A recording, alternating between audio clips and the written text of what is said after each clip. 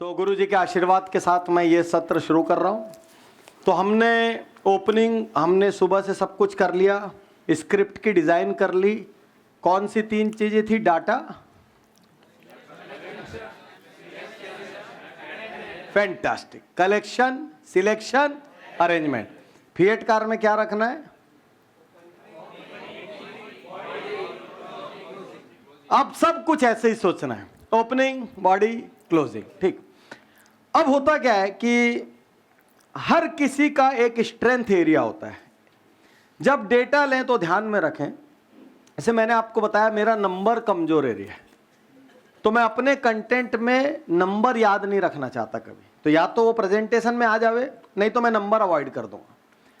यदि आप में से कोई बहुत गंभीर या सीरियस वक्ता है जो नॉर्मली बहुत सीरियस रहता है, आपको हास्य का प्रयोग करते हुए सावधानी बरतनी चाहिए। हास्य पहले बोलने, जैसे कई हिंदुस्तान में से कवि हुए हैं जो बहुत खुद का मुंह सीरियस रखते हैं और कॉमेडी करते हैं। एक वो राजस्थान के भी एक कवि है, मैं नाम भूल रहा हूं, हमेशा एकदम सीरियस रहते हैं। ओ मैं तो गयो थो, मैं तो आयो थो, वो बोलते हैं। हाँ, सुरेंद्र शर्मा है ना। तो लेकिन नॉर्मली अपनी वक्तृत्व कला में ऐसा होता है कि जब हमको उग्रता दिखानी है तो हमारे चेहरे पे उग्रता आनी चाहिए। जब हमको हास्य दिखाना है तो हमारे चेहरे पर हास्य आना चाहिए। तो यदि आप बेसिकली बहुत हास्य वाले व्यक्ति नहीं है तो बड़ा टाइम टेस्टेड करके प्रैक्टिस करके हास्य डालना। नहीं तो एक चुटकुला आपने सुनाया और नीचे वाले नहीं हंसे तो फिर उसके बाद आप चुटकुला बन जाएंगे अगले 10 मिनट के लिए। ठीक, तो बच के रहना उससे, है ना। अभी सबसे बड़ी चीज क्या है कि एक ही तरह का आदमी स्पीच रखता है, लेकिन उसके सबके ये भी रखो, उसके सबके बोलने के प्रभाव अलग अलग हो जाते हैं। ठीक, उसका क्या कारण है? उसका 2 सबसे बड़ा कारण है, एक विराम और एक उतार चढ़ाव। बॉडी लैंग्वेज तो मैं आगे बताऊंगा डेमो में आपको, लेकिन नॉर्मली मुंह से बोलने वाली चीज में एक विराम, एक उतार चढ़ाव और एक और होता है आई कांटेक्ट। हालांकि वो भी बॉडी लैंग्वेज का पार्ट है, अभी बोलते हुए बता रहा हूं। अभी मैं जो भी बात आपसे कर रहा हूं, आप इस क्षण खाली मेरे विराम देखते जाइए। मैं बात नॉर्मल कर रहा हूं, ठीक। आप मेरे विराम देखते जाइए, आप मेरे उतार चढ़ाव देखते जाइए, तो आप पाएंगे कि मैं एक्चुअली आपसे बात कर रहा हूं, मैं भाषण नहीं दे रहा हूं। मैंने आपको आज दिन में क्या बोला? सफलता का सबसे बड़ा फार्मूला क्या है? भाषण मत दीजिए, बात कीजिए। जब आप बात करेंगे तो सब इधर से, अंदर से, भीतर से निकलेगा। अब जितने भी बुलेट वक्ता है, कौन कौन बुलेट वक्ता है? कोई है यहाँ बुलेट वक्ता? बहुत जल्दी जल्दी जल्दी जल्दी बोलते हैं। यहाँ कोई नहीं है। रोगी वक्ता एक है, धीरे धीरे बोलते हैं। हाँ, बुलेट की रोगी? रोगी उन्होंने कहा था। अच्छा, ऐसा तो है नहीं, मगर ठीक है। जब हम स्लो स्लो बोलते हैं, बहुत स्लो स्लो बोलते हैं, विराम का एक अच्छा वक्ता जो होता है, यदि गुरुजी कभी स्पीच लिखेंगे तो आपको यहां भी बता सकते हैं कि इस जगह पे ताली बजेगी। वक्ता, अच्छे वक्ता को पता रहता है ताली कहां बजेगी। वो बिल्कुल वहीं पे ले जाके ऐसा पटकता है कि लोगों को मिलता है सिग्नल, बजाओ। क्योंकि लोगों को प्लेटफॉर्म चाहिए। जैसे मेरे को यहां पे चढ़ना है तो मेरे को सीढ़ी चाहिए। यदि इतनी बड़ी जगह से मैं इस सीढ़ी को हटा दूं और ऐसा चढ़ना हो तो कोई भी कहीं से भी चढ़ेगा, लेकिन यदि सीढ़ी लग जाए तो सब सीढ़ी से चढ़ेंगे। यदि आपके स्पीच में विराम ऐसे होते हैं कि वक्ता विराम लिया और श्रोता को एक जगह मिली ताली बजाने के लिए, तो वो ताली बजाता है। 90% यही होता है, नहीं तो बहुत गदगद हो जाए तो बीच में भी बजा देता है।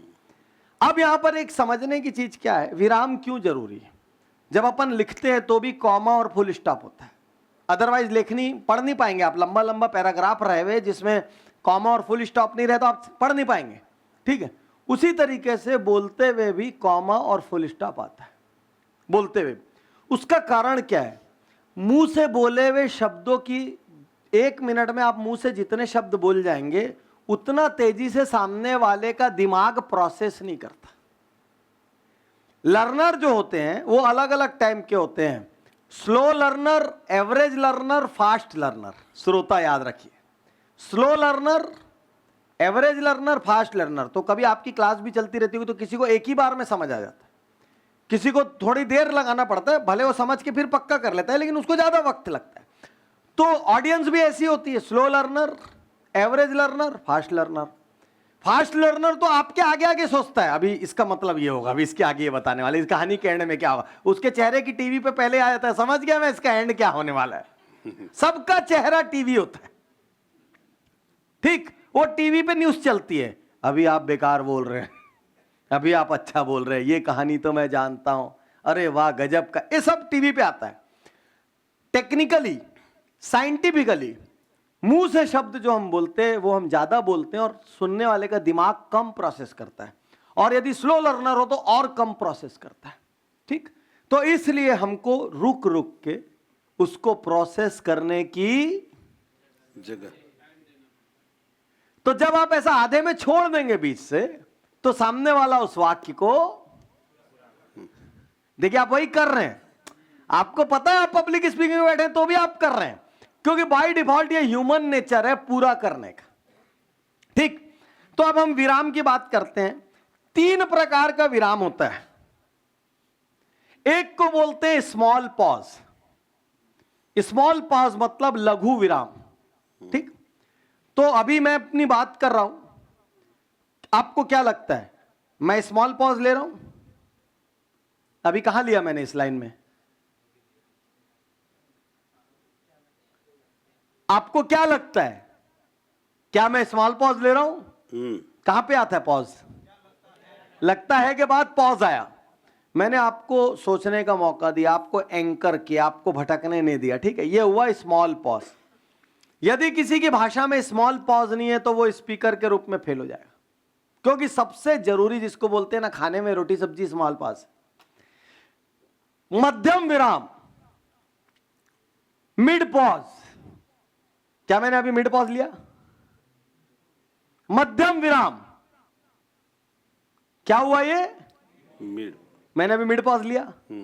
2 सेकंड, 2 सेकंड कितने होते हैं? टक टक, ये तो हो गया ना 2 सेकंड, टक टक। तो इससे लंबा जैसे ही गया तो देखिए स्क्रीन पे क्या है, 2 से 5 सेकंड का होता है मध्यम विराम, और 5 सेकंड से ऊपर का होता है लॉन्ग पॉज। लॉन्ग पॉज जब आपने ले लिया, गया सामने वाला। लॉन्ग पॉज लेने के लिए बहुत कंट्रोल की जरूरत होती है। एक लॉन्ग पॉज वो होता है जब अपन भूल गए इसके, वो उस वजह से ले रहे, उसमें पब्लिक हावी हो जाती। और एक लॉन्ग पॉज होता है आपका स्पीच फुल कंट्रोल में चल रहा है, फुल कंट्रोल, और अचानक आपने लॉन्ग पॉज ले लिया, पिन ड्रॉप साइलेंस हो जाएगा, पिन नहीं गिरेगी हॉल के अंदर। लॉन्ग पॉज इतनी खतरनाक चीज होती है।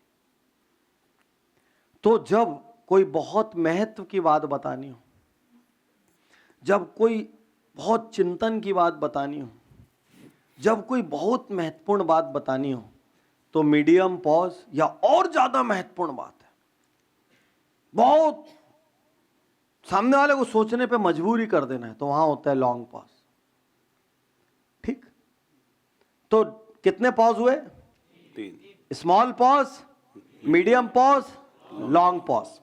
अब मैं आपको डेमो कर करके दिखाऊंगा हर चीज का, ठीक है। पॉज के बाद एक और, पहले एक और चीज समझते हैं, दोनों को एक साथ डेमो करेंगे। दूसरी सबसे बड़ी चीज होती है वेरिएशन। वेरिएशन का मतलब,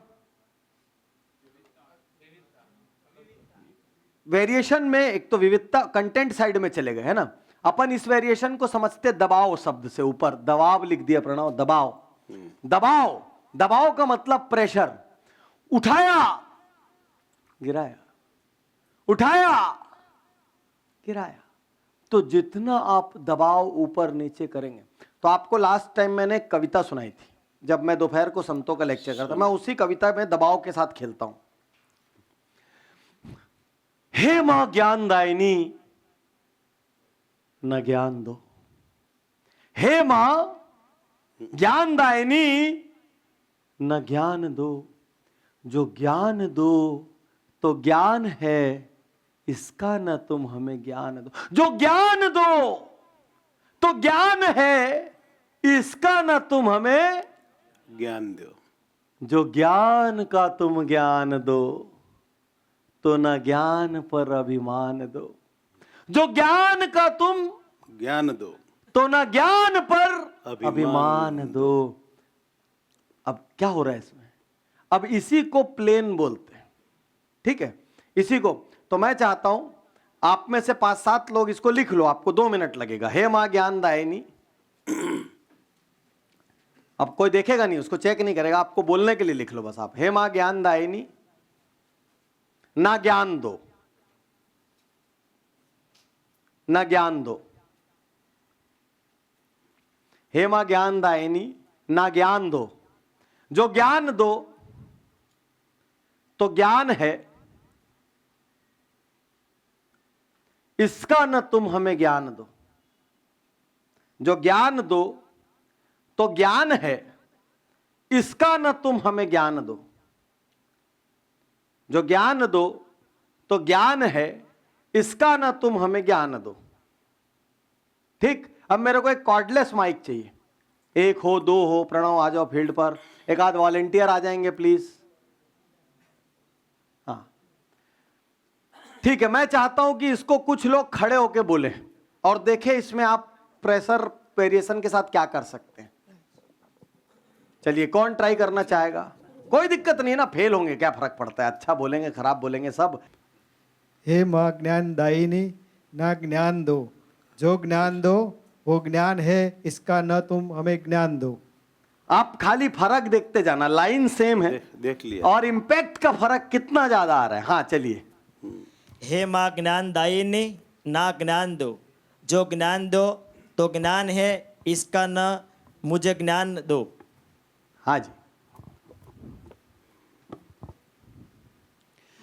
हे माँ ज्ञानदायिनी, ना ज्ञान दो।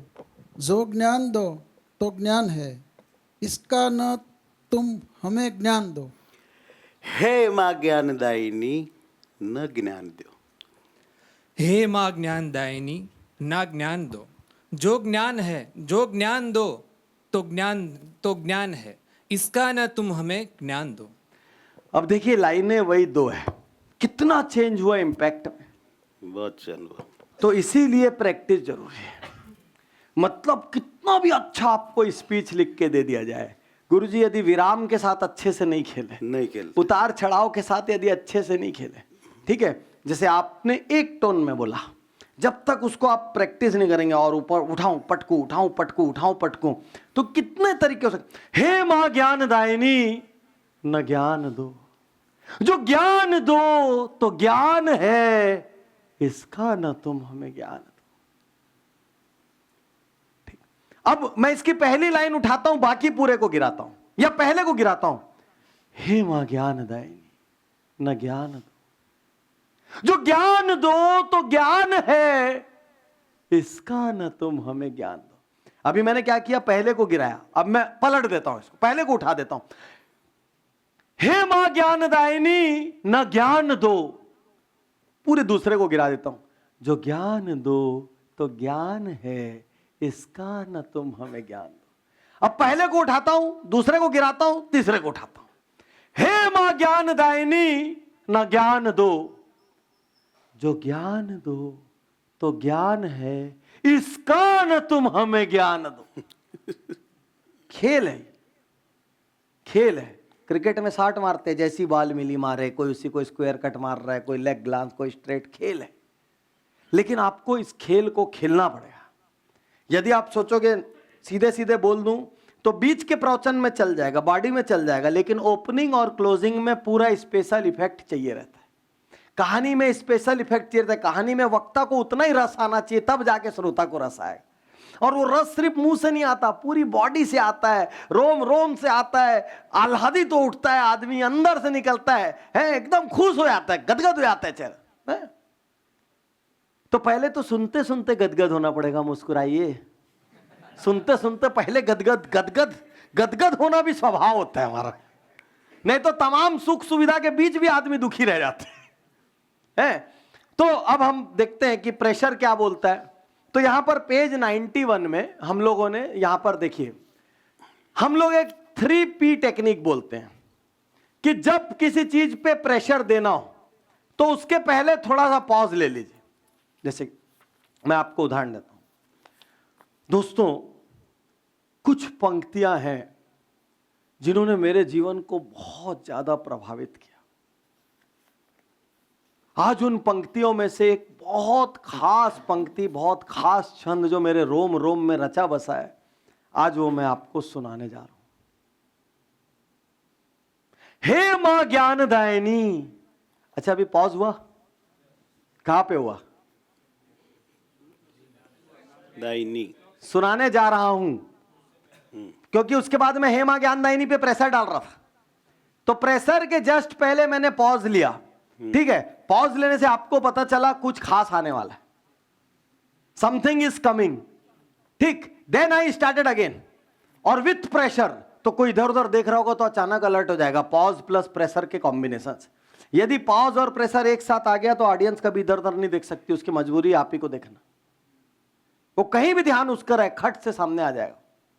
ठीक, तो पॉज और प्रेशर, तो जब आप इसकी प्रैक्टिस करेंगे तो मैंने पॉज में एक यहां पर ये दिया है, एक एग्जांपल दिया है पेज 86-87 में। गजब की चीज है, मैंने यहां पे इस एग्जांपल को पहले प्लेन दिया है और इसके बाद अगले पेज में इसको पॉज के साथ दिया है, नंबर डाला है 1 2 3। ठीक, कि कहां पे पॉज लेना है। और पॉज थोड़े दिन बाद आप नेचुरली भी देखिए, नॉर्मल बातचीत में आप पॉज लेते ही लेते हैं, स्टेज पे जाके सब गड़बड़ होता है। नॉर्मल बातचीत में आप प्रेशर नहीं डालते उतने, मंच पे आपको प्रेशर के साथ थोड़ा सा खेलना पड़ता है ताकि वो प्लेन नहीं रहे।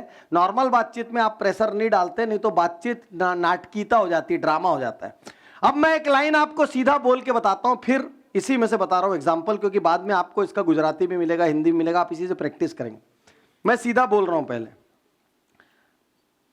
आधी रात हो चुकी थी, मैं घर जा रहा था, अजीब सा सन्नाटा था, ऐसा लग रहा था जैसे कुछ होने वाला हो। अचानक ही वो बरस पड़ी मुझ पर, ऐसा आघात करने लगी कि मैं कांप गया। ऐसा लगा कि सब कुछ खत्म हो जाएगा।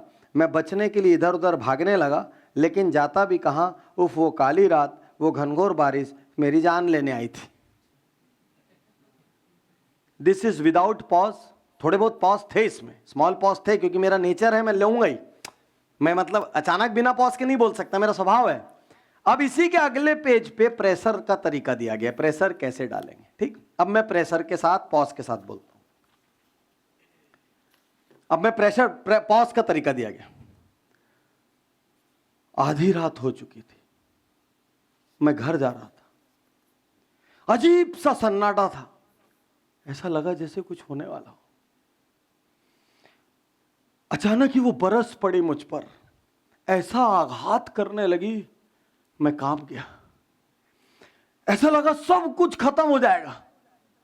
मैं बचने के लिए इधर उधर भागने लगा, लेकिन जाता भी कहां। उफ, वो काली रात, वो घनघोर बारिश शायद मेरी जान लेने आई थी। तो मैंने इसमें मॉड्यूलेशन डाल दिया, तो इसमें जान आ गई, इन शब्दों में जिंदगी आ गई। पहले शब्द मुर्दा थे। तो जितना ज्यादा आप प्रेशर से खेलेंगे, जितना ज्यादा आप पॉज से खेलेंगे, उतना ज्यादा आपका स्पीच इंप्रूव। अब मैं आपको 2-3 वीडियो दिखाने जा रहा हूं। ठीक है, वो वीडियो के पहले मैं आपको हैंड लैंग्वेज और ये सब दिखाता हूं, कुछ चीजें, ताकि आप वीडियो से समझ सकें। आई कांटेक्ट पे आ रहे हैं हम सबसे पहले। तो अभी हमने पॉज पे बात करी। स्मॉल पॉज मतलब 2 सेकंड से कम, स्मॉल टू मीडियम 2 से 5, और लॉन्ग 5 से अबव। 5 से अबव का तब लेना जब बहुत कंट्रोल हो, खूब कंट्रोल है। और 5 से अबव का लेना आ गया ना, मतलब ऑडियंस कठपुतली की तरह जाएगी आपके, कठपुतली। फिर हंसोगे आप तो हंसेगी, झूमोगे तो झूमेगी, सब कुछ आपके जैसा करेगी, आपको कुछ नहीं कराना पड़ेगा, कंट्रोल आ जाएगा फुल। वो कंट्रोल लाने के लिए कंटेंट तो हमने सुबह बात कर ली, हमने ओपनिंग बॉडी क्लोजिंग बात कर ली, सब कर ली। अभी पॉज प्रेशर की थोड़ी बात कर ली। आई कांटेक्ट पे मैं आता हूं। कितने लोगों को लगता है कि आपके आई कांटेक्ट में गड़बड़ है, आप लोग एक तरफ ज्यादा देखते हैं या नीचे देखते हैं या ऊपर देखते हैं? ऐसा कुछ लोगों के साथ है, बहुत सारे लोग के साथ है। तो आई कांटेक्ट पेज नंबर 124 से 125 पर दिया गया है। प्रणव पेज नंबर 124 125 खोल के दो। आई कांटेक्ट की प्रैक्टिस करने का आपको एक तरीका बता रहा हूं, बहुत ध्यान से मेरी तरफ देखिए, इस तरीके को सुनिए। एक कमरे के अंदर 5-7 चीजें बिखरा दीजिए, या इस हॉल में आप प्रैक्टिस करें किसी कमरे में, तो आप कोई कुर्सी को ऐसे अलग अलग दूरी पे रख दीजिए, खाली कुर्सी को, ठीक है। खाली कुर्सी को आप अलग अलग दूरी पे रख दीजिए और आप बोलने की प्रैक्टिस कीजिए। और आपको कुछ नहीं करना है, आपको उस कुर्सी को देखना है, फिर उस कुर्सी को देखना है, फिर इस कुर्सी को देखना है, फिर उस कुर्सी को देखना है, फिर वापस साइकिल शुरू करनी है उस कुर्सी को। आप जमीन में कुछ पेपर भी रख सकते हैं। इवन जैसे मैं ये मान लूँ इस साइड भी ऑडियंस है, बड़ी ऑडियंस है, स्विच बोर्ड है, यहाँ ये टीवी है, यहाँ ये सोफा है, तो मैं ये कैमरे वाले को देखूंगा, फिर इस सोफे को देखूंगा, कोई नहीं आपकी प्रैक्टिस करने के लिए। इधर खाली कुर्सी को देखूंगा, इस दरवाजे को देखूंगा, फिर खाली कुर्सी को देखूंगा, फिर तो इस तरीके से आपको स्पीच देते हुए चारों तरफ आंख घुमाने की प्रैक्टिस करनी पड़ेगी। इसका कारण क्या है? जैसे ही हमारी आंखें आपसे जाके मिलेगी, जैसे ही मेरी आंखें आपसे जाके मिलेगी, आप इमीडिएटली मेरे से कनेक्ट हो जाओगे। और यदि मैं लगातार एक साइड देख के भाषण देता रहा, ये सारे लोग मेरे से डिस्कनेक्ट हो जाएंगे। तो जैसे जब आप ऐसे बैठ के कथाएं करते हैं, तो आप जैसे ऑडियंस पूरी ऐसे है, तो देखिए बॉडी कैसे करना, जैसे इधर वाले को बोलना है, क्यों भाई, तो हल्की सी बॉडी आगे जाती है, क्यों भाई, तो वो पूरा हिस्सा 20 आदमी सोचता है मेरे को बोले। स्टेज की ब्यूटी क्या है, आप एक तरफ देखते हैं और 40 आदमी सोचता है मेरे को बोले। इस तरफ जैसी देखे, हाँ भाई पीछे वालों हाथ खोल लो,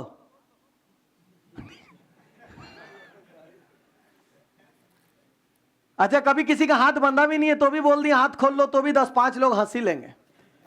सबको मजा आता है जब कोई दूसरा फंसता है।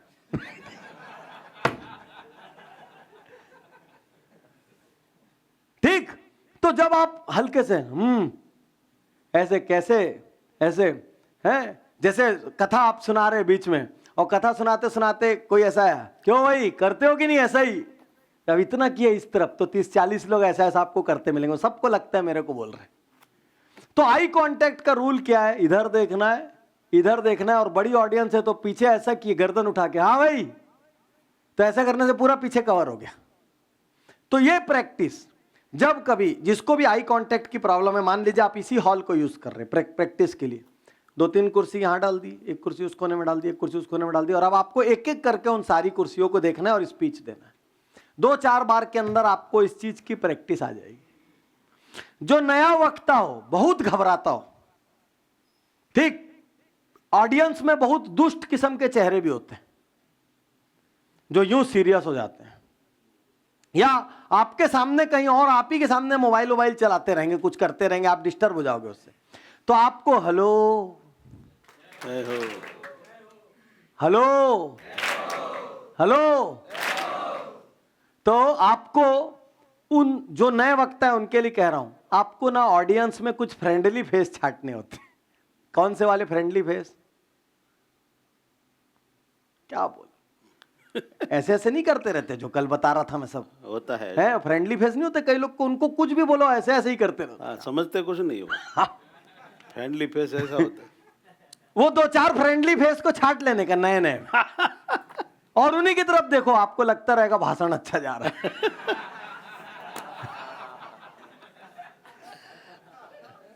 वो जो 2 दुष्ट बैठे हैं उनको बदलने का प्रयास मत करना, वो बदले नहीं बदले, आप निपट जाओ। ठीक, 2-4-5 फ्रेंडली फेस को छाटो। और वैसे भी आप पूरे समाज को तो नहीं सुधार पाए, महात्मा गांधी अपनी पूरी संतान को नहीं सुधार पाए, एक संतान लेफ्ट राइट हो गई बाकी को छोड़ के, तो सभी जगह ऐसा, सबको आप नहीं सुधार सकते। तो आपका काम है, जितने लोग सुधी है उनको कुछ बढ़िया मिलना चाहिए और उनके जीवन में बदलाव होना चाहिए, 100 में 100 कहीं नहीं होता। तो आप फ्रेंडली फेस छाटिए, और ये बस इतना ध्यान रखिए कि कभी भी एक तरफ देख के मत बोलना, बस इतना, पीछे नजर जाए, उस कोने में नजर जाए, उधर पीछे नजर जाए, उस कोने में नजर जाए, बिल्कुल ये ध्यान में रखें। ये हो गया पॉज। प्रेशर मैंने आपको बताया कि इस तरीके से आप प्लान कर सकते हैं, पहली लाइन गिराएं, दूसरी लाइन उठाएं, धीरे धीरे धीरे धीरे करके प्रैक्टिस आती है। तो मैंने आई कांटेक्ट एस्टेब्लिश करने का आपको तरीका बता दिया। अब मैं आ रहा हूं हाथ पे, हाथ की भाषा और पैर की भाषा। सबसे कॉमन गलतियां क्या होती है? एक। और अच्छा हुआ भगवान ने आपको जेब नहीं दी, नहीं तो 2, 3, और ये पन्ना जैसे हाथ में है तो 4। ये सबसे कॉमन गलती है। उसके बाद कुछ अनवांटेड चीजें, इधर उधर खुजाल आएगी, ये होगा वो होगा, सब। हाथ को आजाद कर दीजिए, ठीक है। आपका रूल ये रहना चाहिए कि मेरा हाथ सामने ही रहेगा। पकड़ने में कोई बुराई नहीं है, लेकिन वो पकड़ना स्टाइल होना चाहिए, मजबूरी नहीं कि आप बात करते करते आज मैं आपसे कहना चाहता हूं, याद रखो, सब याद रखो। तो ये आपने पकड़ा एक इंपैक्ट क्रिएट करने के लिए, एक स्टाइल के रूप में। तो आप लोग जब बैठ के भाषण देते हैं, हम एक पहले बैठ के पे आते हैं, तो बैठ के आने पे आपका पैर का मामला तो खत्म हो गया। देखिए आप 50% यहां भी डिस्काउंट ऑफर में चल रहे हो, पैर का मामला खत्म हो गया, ठीक। हाथ बचा। तो हाथ को आपको पूरा खोल के रखना है, हाथ को प्लान नहीं करना है। नॉर्मल बातचीत में भी आप हाथ रोक के नहीं रखते हो। कहीं किसी को 2 लोग नॉर्मल बात कर रहे हो, दूर से उनका वीडियो बना के देखना, पूरे समय हाथ हिलते ही रहते हैं। तो हम कहाँ थे भाई इतनी देर, है कहाँ गए थे? अपना हाथ अपने आप ही ऐसा ऐसा होता रहता है, सारे एक्शन अपने आप होते हैं। स्टेज पे जाके हम उल्टा करते हैं, हम उनको रोक लेते हैं एक्शन को। अब मैं क्या बोल रहा हूं, अभी देखिए मेरा जो मन है मैं कर रहा हूं। मेरे को यहां ऐसा करने का मन हुआ, मेरे को पीछे जाके हाथ ऐसे रखना, आजाद है, तब जाके आप कनेक्ट होंगे, ठीक है। तो हाथ, और जब कोई महत्वपूर्ण बात बता रहे तो हाथ भी आगे खुल जाए। और यदि ये नहीं किए तो क्या करेंगे? यदि आज आप डरते रहे, यदि आज आपने यहां पर आके पब्लिक स्पीकिंग में बात नहीं रखी, कल किसके सामने रखेंगे? कौन आपकी प्रैक्टिस कराएगा? तो आज भले गड़बड़ हो, आज भले गलत हो, आज भले अच्छा हो, आज भले बुरा हो। अब देखिए मैंने 4 लाइन बोली, मैंने 4 बार जो एक्शन किया उसको बोलते हैं रिपीटिशन ऑफ एक्शन। मैंने क्या किया? आज भले अच्छा हो, आज भले बुरा हो, आज भले अच्छा हो, आज भले, तो उससे क्या होगा? सामने वाला ना आपके फ्लो में हो गया, वो हिल रहा है, आप जैसे जैसे हिला रहे हैं उसका हिल रहा है, कुछ नहीं, बिल्कुल उसको पता है लाइन ऐसे आ ऐसे आ ऐसे आ ऐसे आ। तो सबसे मैं आज आपको आर्टिफिशियल बनने नहीं बोल रहा हूं, मैं आपको नेचुरल बनने बोल रहा हूं, जो आप हो, जो आप हो। कई लोग जो यहां माइक पे डरते हैं, उधर कक्ष में सबसे भारी होते हैं, किसी से नहीं हारते हो। राइट कि रॉन्ग? 10-10 को निपटा ले वो अकेले, किसी से वाद विवाद में तर्क में जीत जावे वो। हेलो, लेकिन यहां पे क्योंकि नकली हो जाते हैं, तो असली रहिए। हाथ उठाने का मन हो, और हाथ के आसपास कोई बंधन नहीं रखना कि किसी चीज में हाथ फंसा हो, ये सब बंधन नहीं रखना। हाथ की आजादी होनी चाहिए पूरी। तो हाथ, आई और बॉडी, बैठ के कथा में ये 3 का कॉम्बिनेशन होता है। हाथ, आई और बॉडी कैसे कॉम्बिनेशन होता है? जैसे मेरे को अभी बोलना है, अभी जब आप यहां पर आओगे, अभी आप यहां बोलना शुरू करोगे, हो सकता है स्पीच भूल जाओ, हो सकता है कि आपने जो ओपनिंग ली थी ज्यादा टाइम ले ले, हो सकता है बॉडी में दम नहीं रहे, अरे हो सकता है कंटेंट फेल हो जाए। तो शरीर तो बैठा हुआ है, लेकिन क्या क्या चीज एक्शन हो रहा है? हाथ फुल, आंखें, क्योंकि मैंने आपकी तरफ देखा, पूरा घूर के आपकी तरफ देखा, आपकी तरफ देखा, और बॉडी आगे और पीछे जा रही है। तो जब भी किसी पॉइंट पे स्ट्रेस बिल्ड करना होता है, तो नॉर्मल बातचीत, मैं बता रहा हूं भाई, मैं आपको बता रहा हूं क्या सच है, तो आपकी नॉर्मल बातचीत में भी बॉडी आगे आती है। ऐसा कोई नहीं बोलता मैं बता रहा हूं आपको क्या सच है, ऐसा नहीं होता, इंपैक्ट नहीं आता। ऐसे हो, मैं बता रहा हूं, आप आगे जाते हो, आपका हाथ आगे निकलता है, उस हाथ से एक उंगली और आगे निकलती है, बॉडी आगे गई, हाथ आगे गया, उंगली आगे गई, सामने वाला बोला चुपचाप स्वीकार कर लो भैया, बहुत प्रेशर के साथ आ रहा है। क्लियर? तो जब बहुत ज्यादा नहीं है, नकली नहीं बनोगे तो सब हो जाएगा। नकली बनोगे तो हाथ बंद जाता है, ऐसे साइड में चले आता है, शरीर स्टिफ हो जाता है, गर्दन सीधी हो जाती है। ठीक? अच्छा, कितने लोगों के साथ ऐसा होता है कि जब गुरुजी सामने बैठे रहते तो आपका स्पीच बिगड़ जाता है? ठीक होता है ऐसा? कैसे रुकेगा? क्योंकि गुरुजी की सफलता कब है? जब आप बहुत सफल हो। एक गुरु की सफलता कब होती है पता है? जब शिष्य सफल हो। इनको सबसे ज्यादा आनंद कब आएगा पता है? जब आप स्टेज से जबरदस्त बोल के उतरोगे, आपका किसी दिन का भाषण जबरदस्त होगा, तब इनको फीलिंग आएगी। उसका एक ही रास्ता है, आपकी ओपनिंग, बॉडी और क्लोजिंग की तैयारी यदि बराबर रहेगी, बराबर रहेगी, और सबसे पहले आप आके पहले मुस्कुराते हुए गुरु जी को ही प्रणाम करना, खूब मुस्कुराते, वहीं से सबसे पहले सबसे खतरनाक ऑडियंस को सेटल करो आप सबसे पहले। सबसे हाई दर्जे में जो है पदवी वाइस, वो सबसे वट है जिनका, सबसे पहले उनसे मांडवली करने का। मांडवली मीन्स कंप्रोमाइज। हाँ, वहां हो गया सेटल, आप आजाद है आप, ठीक। और यदि आपका ओपनिंग, बॉडी, क्लोजिंग परफेक्ट है और आपने उसकी 2-4 बार प्रैक्टिस की हुई है, आप कभी नहीं अटकेंगे। आपको पता है बॉडी में 4 बिंदु हैं, वो बोलेंगे, क्लोजिंग में सोच के रखा हूं इससे क्लोजिंग करना है तो करके ही उठना है। So preparation is the key to handle the most powerful, most influential gurus, role model, icon. उनको सबसे पहले उनका आशीर्वाद लेके उनसे बॉन्ड एस्टेब्लिश करके प्रोग्राम को आप स्टार्ट कीजिए। ठीक, यहां तक हम आ गए। तो आई कांटेक्ट की प्रैक्टिस क्लियर है आपको, ठीक। जब आप शायरी या छंद पंक्ति बोले तो आप पहले से ना मार्क कर दिया करो, फर्स्ट लाइन उठाऊंगा, सेकंड लाइन गिराऊंगा।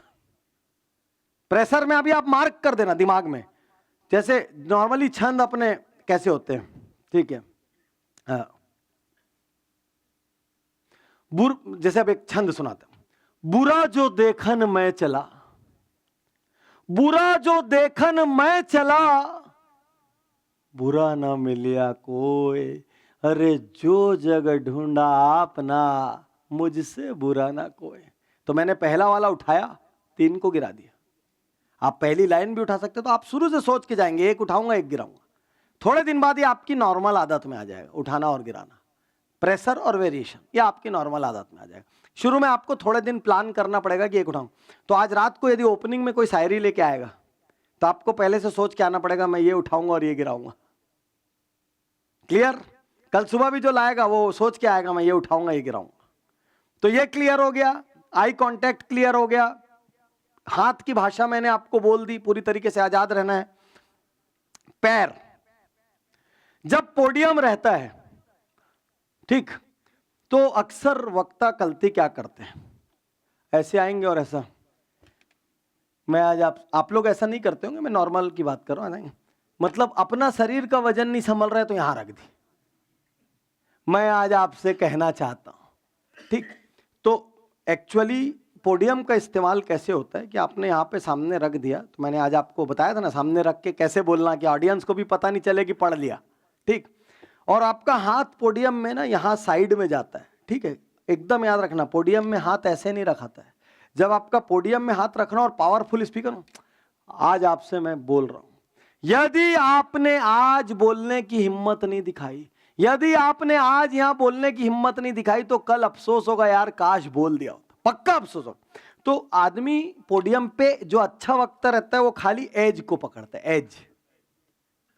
ध्यान रखना, वो यहां पकड़ेगा तो ऐसे पकड़ेगा, मैं आपसे कह रहा हूं, उसकी उंगलियां रहेगी, और या फिर ऐसे पकड़ेगा, वो ऐसे पकड़ेगा, वो ऐसा नहीं होगा, ऐसा भी नहीं रखेगा पूरे हाथ को, ठीक। उसकी बॉडी हमेशा तनी हुई रहेगी, और तनी हुई रहेगी ना तभी हाथ आजाद होंगे। यदि गलती से हाथ एक बार ऐसा टिका गया ना, फिर आजाद नहीं होता। यदि ऐसा रहेगा तो हाथ, इसकी तो मजबूरी है। ये वाला माइक सबसे खतरनाक माइक है, इसमें ये इसको बोलते हैं कुछ नहीं छुपता इस माइक में, भूकंप भी दिखेगा, कागज भी दिखेगा, पेपर भी दिखेगा, जहां जो होगा सब दिखेगा। इसमें भूकंप छुप जाता है नीचे का, लेकिन हाथ में पन्ना रखो तो वो बता देता है ऐसा करके। तो पन्ना भी हटा दिया तो अब किसी को पता ही नहीं चला कहां भूकंप आया। क्लियर? अब यहां पर हाथ आप आजाद कर दो बस, और आई कांटेक्ट करो और मुस्कुराते हुए बोलना, इधर देख रहे, इधर देख रहे, इधर देख रहे, इधर देख रहे, उठाना और पटकना है। स्पीड ओपनिंग, बॉडी, क्लोजिंग के वजह से आप कुछ फेल नहीं होगे। यहाँ पे पाम कार्ड, वो कार्ड रखा रहेगा आपका, आप कभी मिस नहीं करेंगे। क्लियर हूं? अब नॉर्मल माइक में पैरों की दूरी क्या है, आदर्श पैरों की दूरी किसको कहते हैं? वहां पे हम लोग हैंड लैंग्वेज की बात कर रहे हैं, वहां पर हम लोग लैंग्वेज की बात कर रहे हैं। तो यहां पर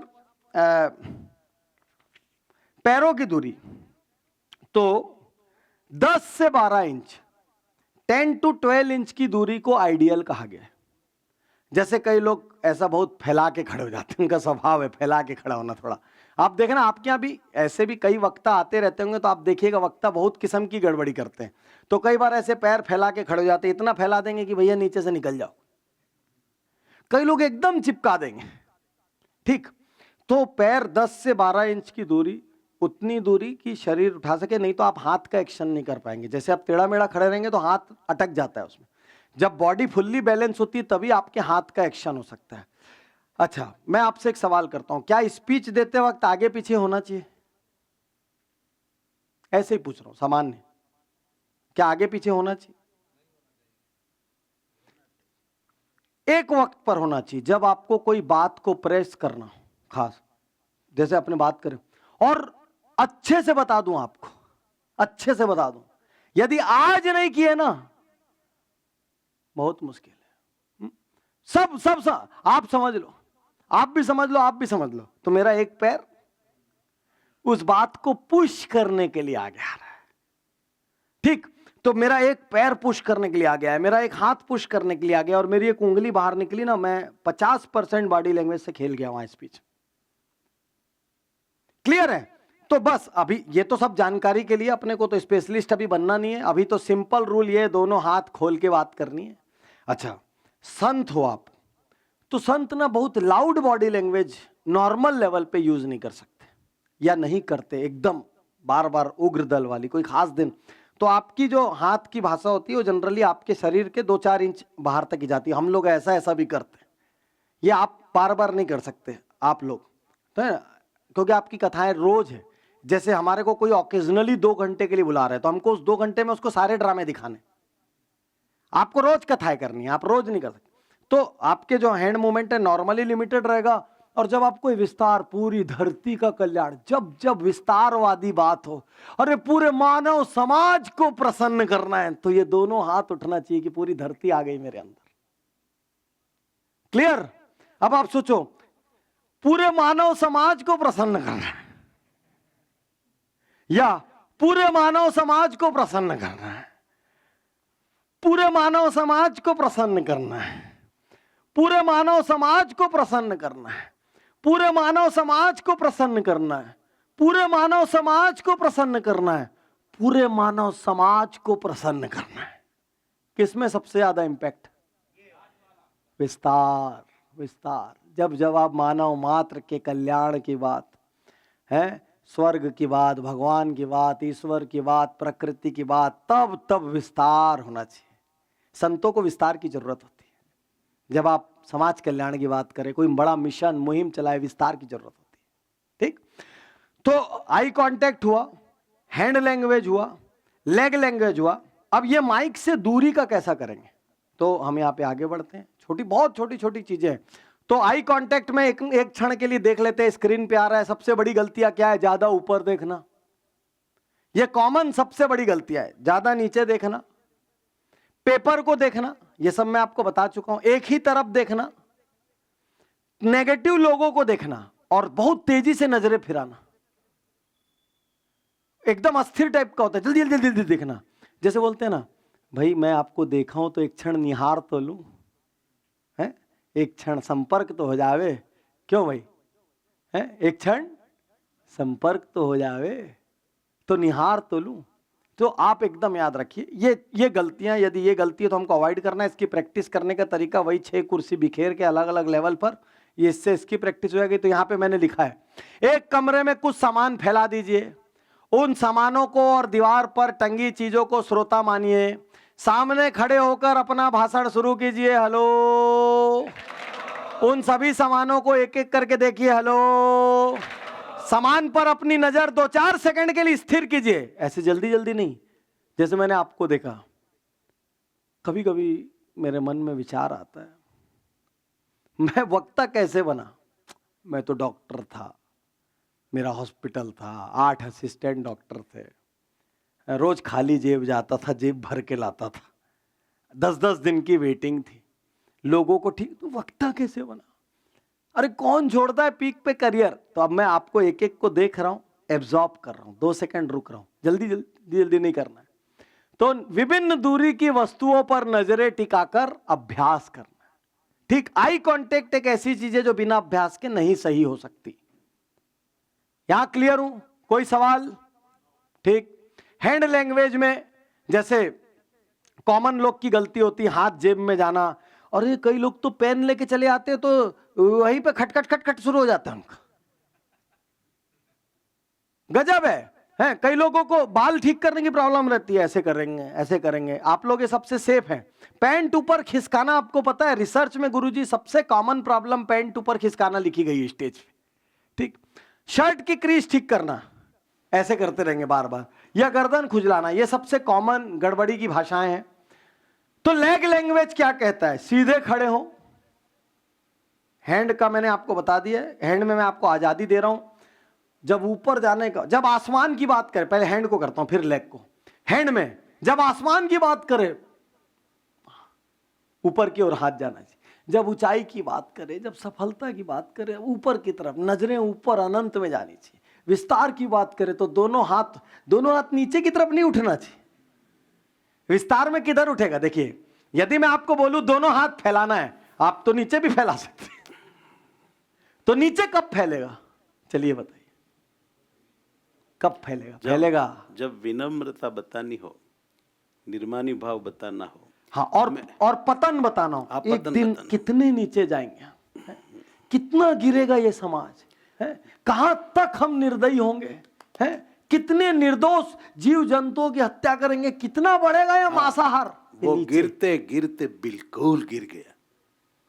सब पतन नीचे और सब उत्थान विस्तार ऊपर। कितनी छोटी छोटी चीजें हैं, लेकिन आपको पता है आप 55% बॉडी लैंग्वेज यूज कर रहे हैं और आपकी हर लाइन अब डबल प्रभावी होगी, double impact, double dose, booster dose.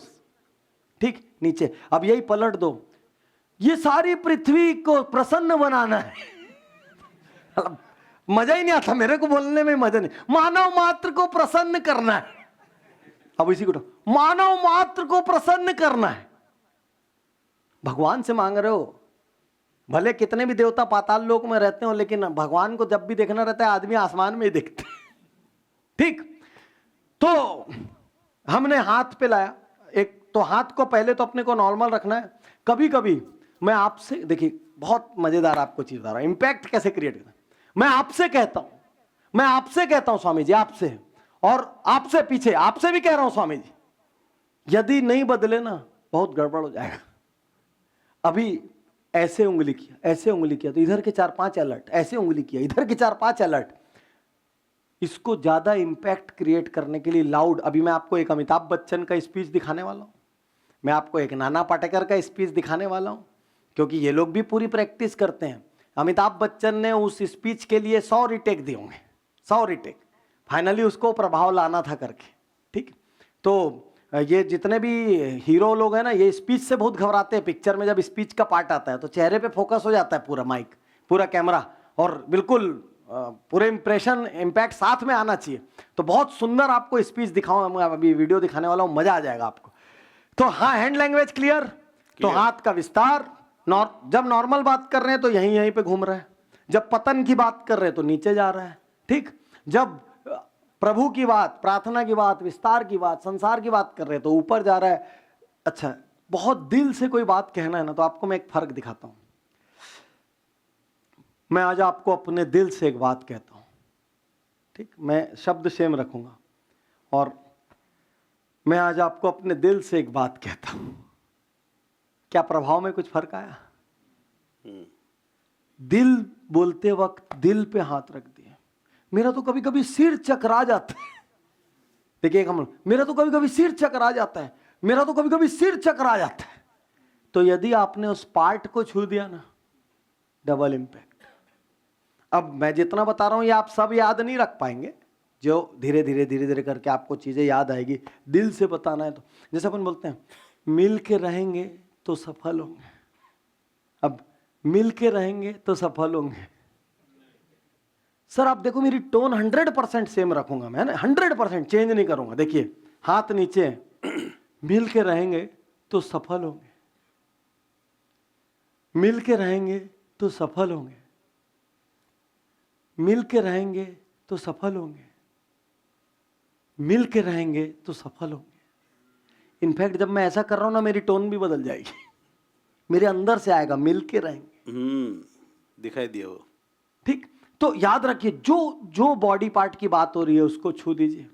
जो एक्शन, जैसे सबसे जरूरी हमारी एकता है, ठीक, सबसे जरूरी हमारी एकता है। अच्छा नहीं लगता। बॉडी लैंग्वेज की क्रांति समझिए आप, बहुत क्रांतिकारी है। हम लोग मार देते हैं बॉडी लैंग्वेज को। ठीक है, अब मैं आपको सब पोज में दिखा रहा हूं। सबसे जरूरी हमारी एकता है, सबसे जरूरी हमारी एकता है, सबसे जरूरी हमारी एकता है, सबसे जरूरी हमारी एकता है। उसमें भी हाथ ऐसे हिलता है, वाइब्रेशन होता है। ठीक, तो शरीर को शक्तिशाली रूप में इस्तेमाल करना है, वो एक स्पीकर की असल पावर होती है, असल पावर। और दिक्कत की बात यह है कि इसको कोई बुक नहीं सिखाती, कोई कोर्स नहीं सिखाता, कहीं नहीं सिखाया जाता। हिंदुस्तान में किसी स्कूल कॉलेज में पब्लिक स्पीकिंग का कोर्स, गुरुजी अचरज की बात है, करिकुलम में नहीं है अभी तक, आज तक नहीं गुरुजी, आज तक नहीं। ये डाल दो ना।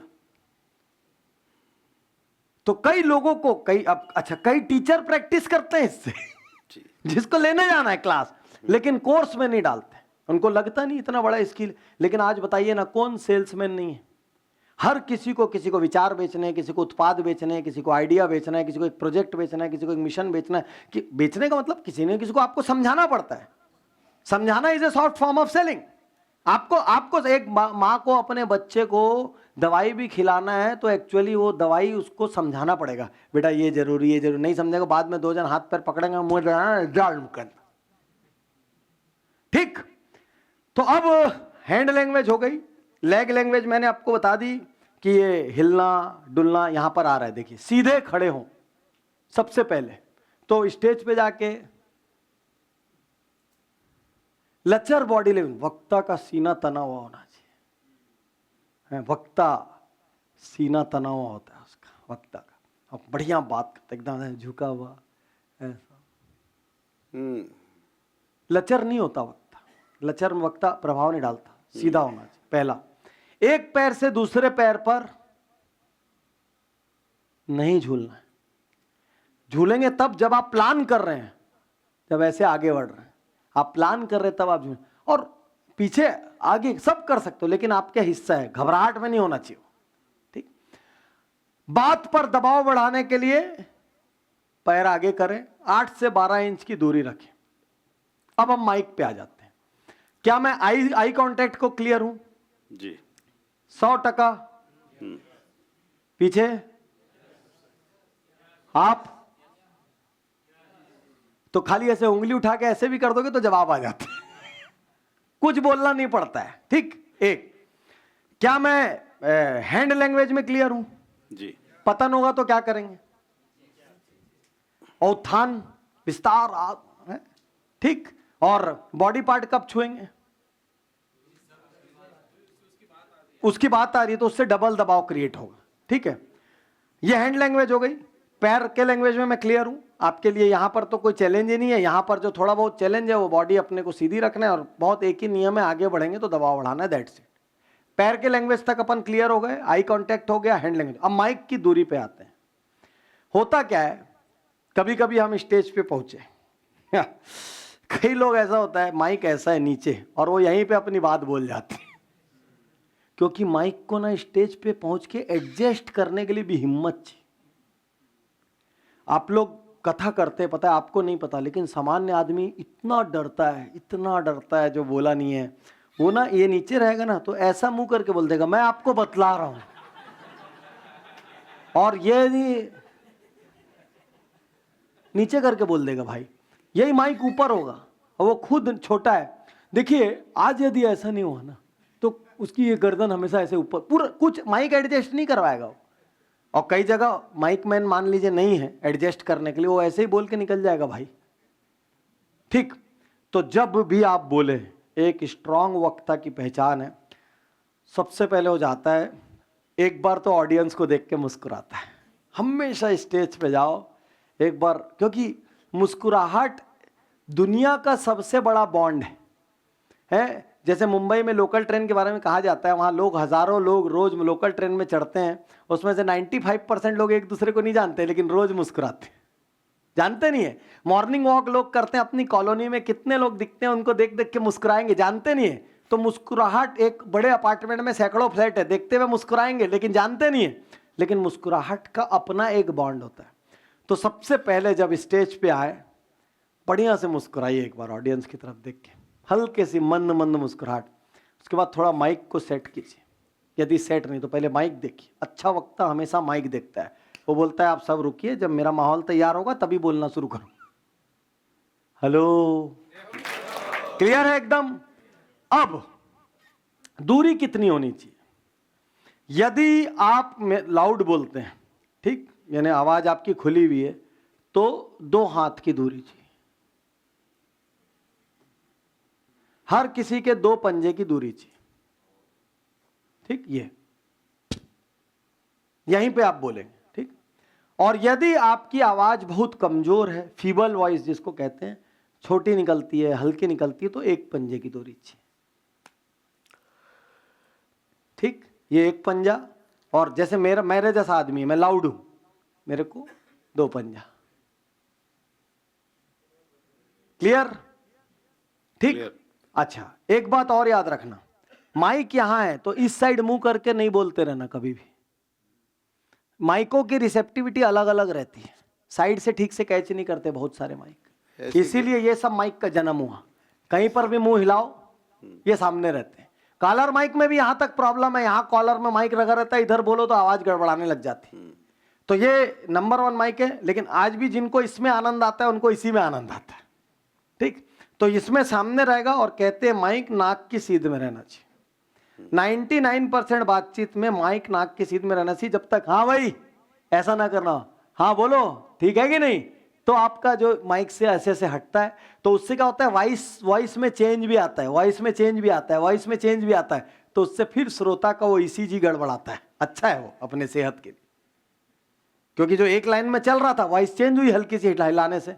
लेकिन नॉर्मली आप मेरे से पूछेंगे, ये राइट माइक की दूरी, और मैं यहाँ बात रख रहा हूँ, मेरे दोनों हाथ खुले हुए हैं, ठीक, और मैं अपनी बात कर रहा हूँ। कोई बात पे मेरे को प्रेशर करना है तो मैं हल्का सा आगे बढ़ रहा हूँ, बीच में मेरे को कहीं पर हल्का से माइक पकड़ने की इच्छा हुई किसी बात पे दबाव बनाने के लिए, तो मैं 1 सेकंड के लिए पकड़ भी रहा हूँ और उसके बाद हाथ हटा भी रहा हूँ, ठीक। अच्छा, क्या गुरुजी आप लोग को ऐसी जरूरत पड़ती कभी मंच पे घूम घूम के बोलने की? जी, मैं ऐसा करता हूँ। प्रेजेंटेशन जब संत लोग करते हैं, हाँ। तो घूम घूम के ही बताते हैं, रिमोट कंट्रोल हाथ में रखकर। तो फिर आप यही वाला माइक लेते होंगे? यही वाला माइक का ही हम यूज करते हैं सब लोग। अच्छा, लेकिन जब आप छोटी छोटी जगहों पर जाते होंगे तो वहां तो जरूरी नहीं है मिलता होगा। वहाँ ऐसा मिलता वहां ऐसा मिलता है, तो इसीलिए अपन सब पे बात कर रहे हैं ना। कहीं पौड़ी। अच्छा, कॉर्डलेस माइक है क्या? मेरे को कॉर्डलेस माइक दीजिए। हाँ, है ना। बोलने के लिए नहीं, डेमो के लिए, मतलब खाली दिखाना है मुझे। बंद करके दीजिए। कॉर्डलेस माइक की सबसे बड़ी दिक्कत क्या है? सबसे बड़ी दिक्कत क्या है बोलिए? सबसे बड़ी, जबकि बहुत सुंदर आवाज आती है कॉर्डलेस माइक में। कॉर्डलेस माइक में सबसे बड़ी दिक्कत ये होती है कि मुख से हमें कितना दूर रखना, और हर वक्त इतना दूर रखना, क्योंकि मैंने स्टेज प्रोग्राम में वो गायक कलाकार को देखा है, वो कॉर्डलेस माइक रख के बोलता है, मगर उनको ऐसी प्रैक्टिस होती है, वो जब बोलता है तब एक सरखी आवाज़ आती है, फिर वो बोल कर ले लेता है, फिर संगीत बजता है, फिर जब बोलता है तब उसी वक्त माइक रखता है, फिर भी उनकी आवाज़ में कुछ फर्क नहीं होता है। लेकिन हम यहाँ सभी को कॉर्डलेस माइक देते हैं, फिर वो बोलते हैं, तो उनको ये नहीं पता चलता कि कितना दूर रखना चाहिए, ये प्रॉब्लम होती है। और इसके साथ एक और बहुत बड़ी प्रॉब्लम, बॉडी लैंग्वेज की एक और सबसे बड़ी प्रॉब्लम हो जाती है इसके दोनों हाथ, एक हाथ लॉक हो जाता है। लॉक हो जाता है।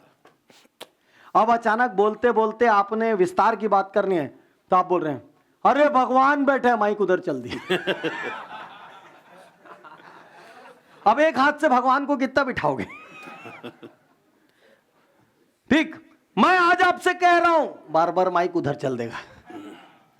ठीक, एक झंझट ये कि बॉडी लैंग्वेज पूरी बदल जाती है।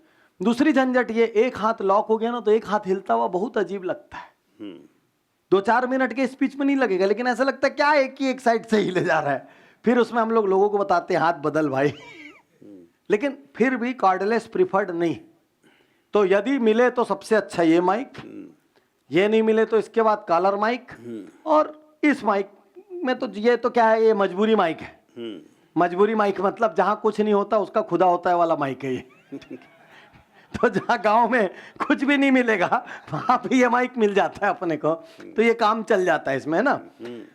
तो माइक के लिए भी हमारी बातचीत हो गई, और मैं देखता हूं और क्या बच गया। अब आ गया भारत की खास हस्तियां और उनकी वक्तृत्व शैली।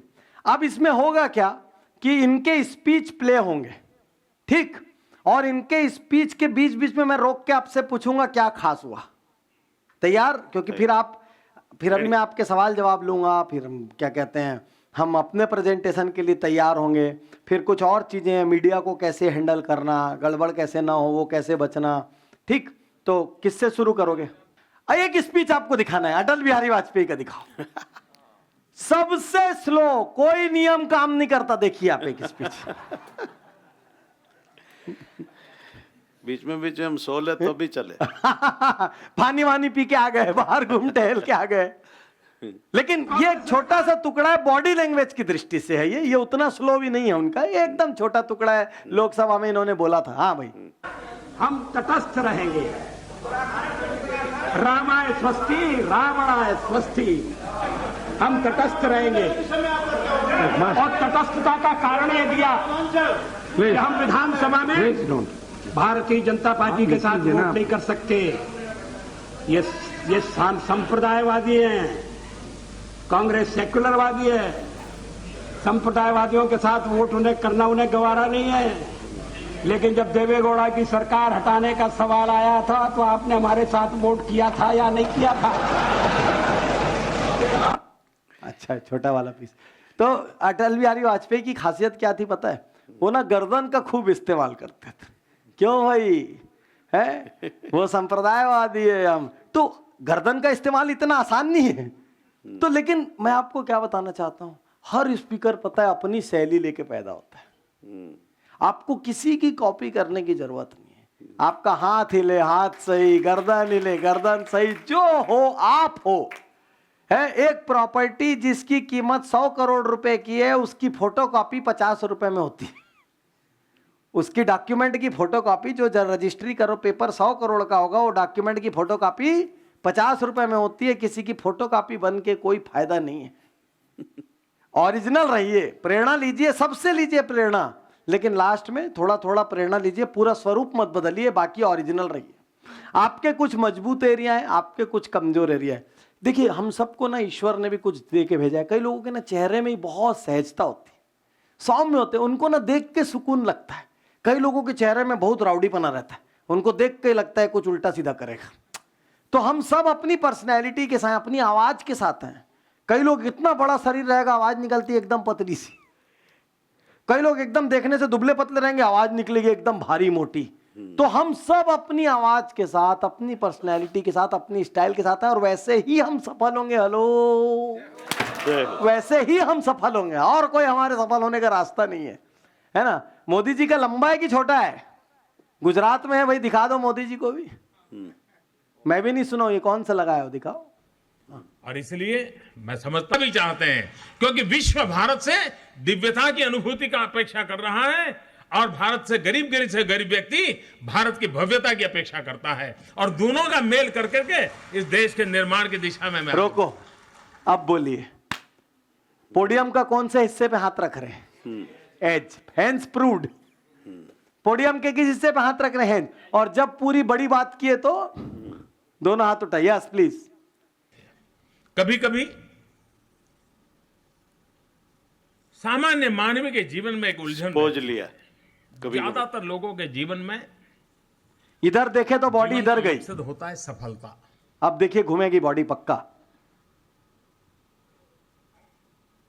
लेकिन लॉन्ग पॉज। विवेकानंद केंद्र हमें सिर्फ सफलता के मार्ग पर जाने की प्रेरणा नहीं देता है, और यहीं पर बदलाव शुरू होता है। आप दुनिया में किसी को भी सुनिए, किसी भी बताइए, हर कोई कहता है भाई सफल हो, हर कोई संदेश यही होता है। एकनाथ जी का संदेश सफल हो, यहां पर नहीं रुकता था। उनका आग्रह रहता था सार्थक हो।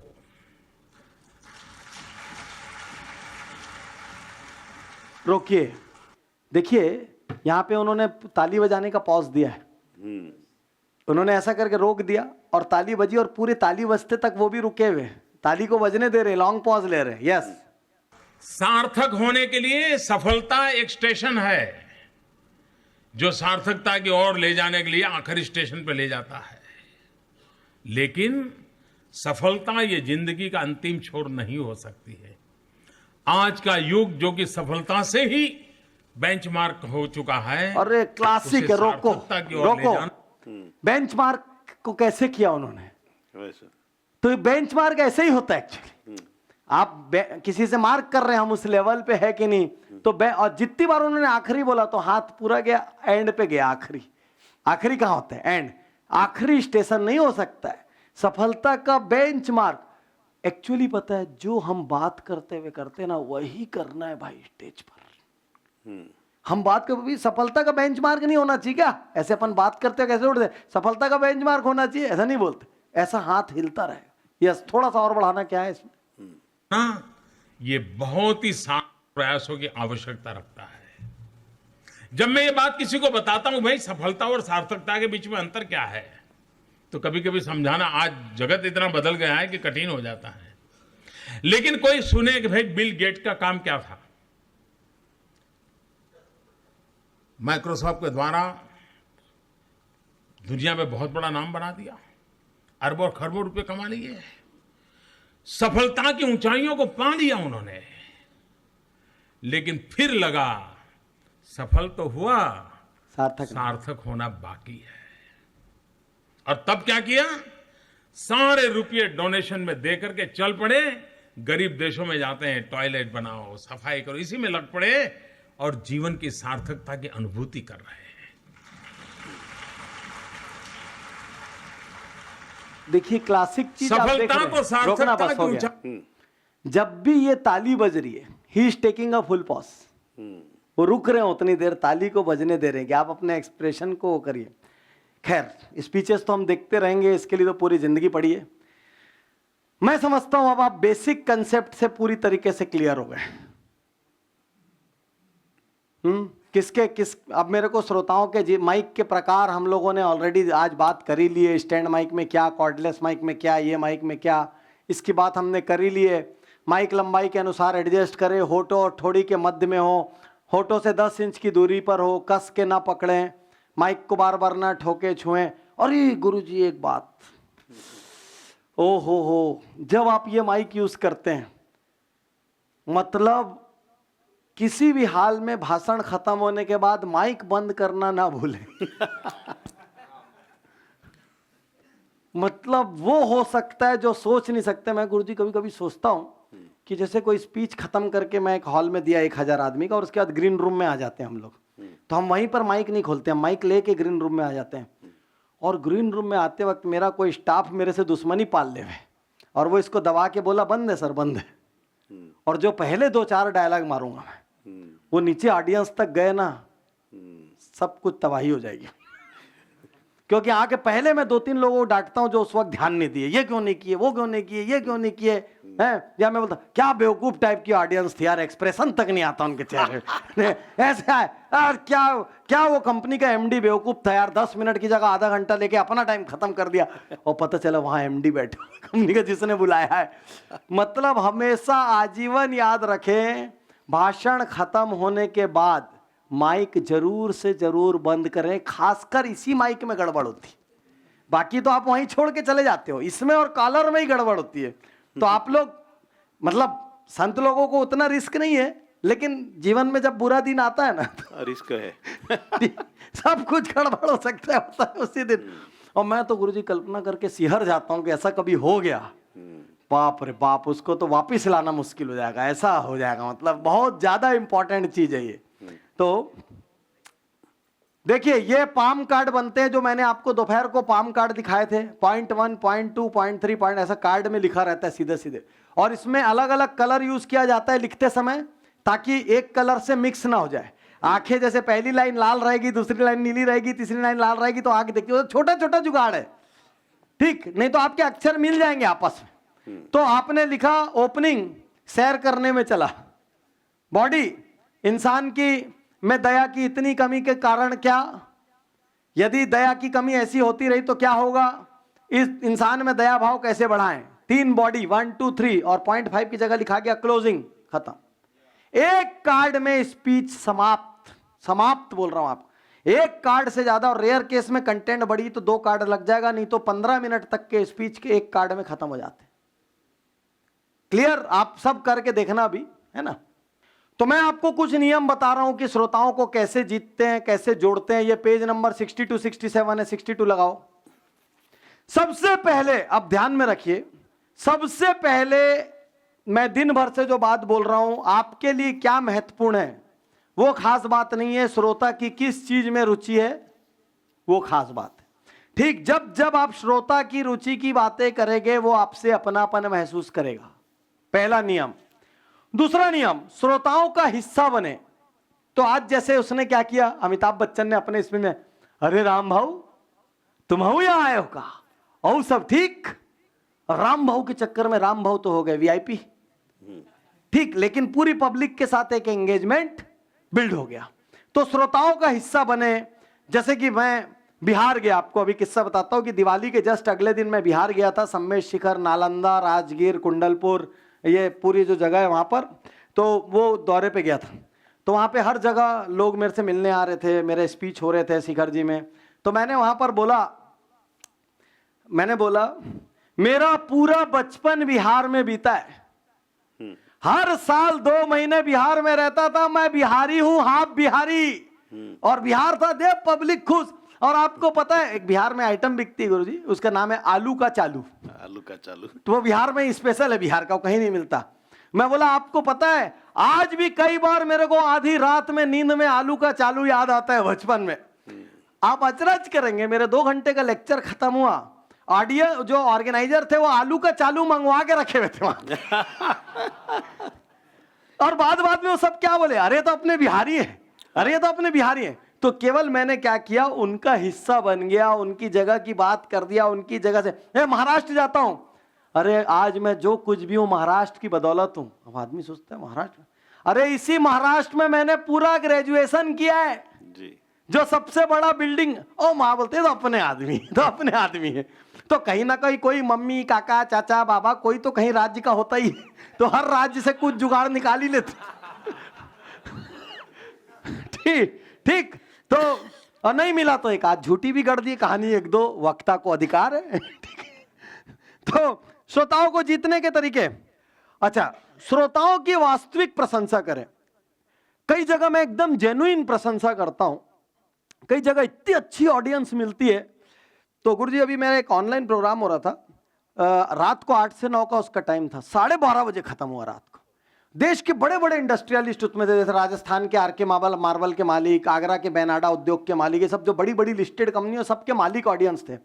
इतने सुंदर सवाल पूछ रहे थे वो कि हर सवाल का जवाब एक स्पीच बन जाता था।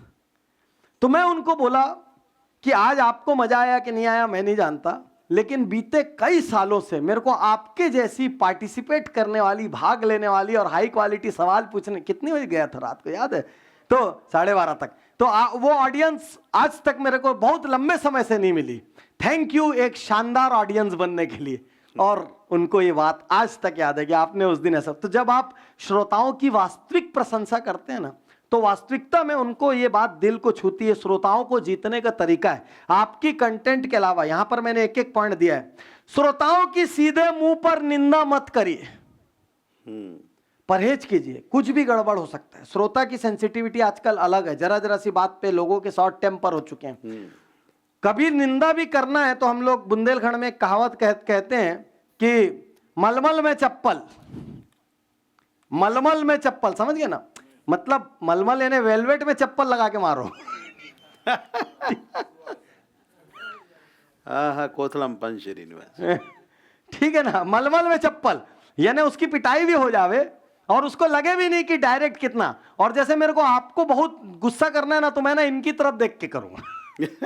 बहुत, मैं तो ऐसा बहुत करता हूं, जैसे सेशन में लोग मेरे को कोई त्रस्त कर रहा है, फालतू फालतू सवाल कर रहा है या मोबाइल देख रहा है, तो मैं आपकी तरफ नहीं देखूंगा, क्यों भैया कितना मोबाइल देखते हो? आप बोलोगे नहीं देख रहा हूं सर। नहीं वो तो ठीक है, कितना देखते हो सेशन के बीच में? अब वो धीरे से अपना मोबाइल अंदर डाल देगा। थोड़े दिन में सबको समझ आता है कहीं पे निगाह है और कहीं पे निशाना है। तो डायरेक्ट मुंह पे निंदा करने से हमको थोड़ा सा बचना चाहिए। हमको लोगों को इनडायरेक्ट हिंट करके उनको अपना सम्मान बचाने का मौका देना चाहिए, ठीक? नहीं तो आप डायरेक्टली धो देंगे तो फिर वो तो नजर ही नहीं आएगा आपके में, ठीक है? अपने श्रोताओं को अपना संक्रामक उत्साह दीजिए। उत्साह मतलब जैसे ये कलम वाली बाई घिस घिस के थक गई, या अमिताभ बच्चन, या जो हम दिन भर से बॉडी लैंग्वेज सीख रहे हैं। एक्चुअली उत्साह देने का तरीका वॉल्यूम का वेरिएशन और बॉडी लैंग्वेज ही होता है, हाथ ये वो, मुस्कुराना, श्रोताओं के साथ हंसना। अरे हंसो ना, उन्हीं के साथ हंसो, बहुत मजा आता है जब वो हंसते हैं। उन्हीं के साथ हंसो, बहुत मजा आएगा, है? वो जैसे अमिताभ पूरे में जहां जहां जो लाइन बोल रहा था वहीं वहीं पे एक्सप्रेशन चेंज कर रहा था, साथ में चेंज हो रहा है, वक्ता चेंज हो रहा है, वक्ता एक ही स्पीच में 6 कलर दिखा रहा है आपने, ठीक? अब आप सोचेंगे इतना सारा याद कैसे रखेंगे? मैं कुछ रखने ही नहीं बोल रहा हूं, मैं क्या बोल रहा हूं, जब हंसी आए हंसो, रोना आए उदास हो जाओ, गुस्सा आए चेहरे पे थोड़ा क्रोध की लकीर आ जान दो, कोई दिक्कत नहीं, ठीक? नेचुरल हो जाओ, एक ही लाइन है, नेचुरल हो जाओ, ठीक है? अच्छा, व्यक्तियों के उदाहरण इस्तेमाल कीजिए। जितने ज्यादा आप बोलेंगे कि मेरी स्कूल में एक टीचर थे, वो टीचर का नाम था फला, तो जैसे आप व्यक्ति का उदाहरण बोलेंगे ना तो वो पर्टिकुलर होता जाता है। तो मैंने जैसे यहाँ पे एक एग्जाम्पल दिया कि 2 डॉक्टरों ने एक साथ परीक्षा पास की, दोनों मेरे दोस्त थे, उसमें से दोनों के नंबर एक जैसे थे, दोनों का नॉलेज एक जैसा था। एक का नाम राज था और एक का नाम क्या था प्रणव? विनीत था, विनीत। अच्छा, मैं पूछ प्रणव से रहा हूं, जवाब खुद ही दे रहा हूं। ये सब टेक्निक, उसको पता ही नहीं कौन राज और विनीत।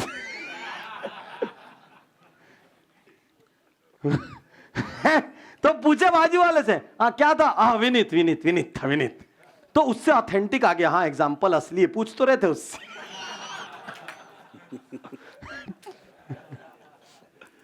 ठीक? तो बहुत छोटी चीजें होती है स्पीच में।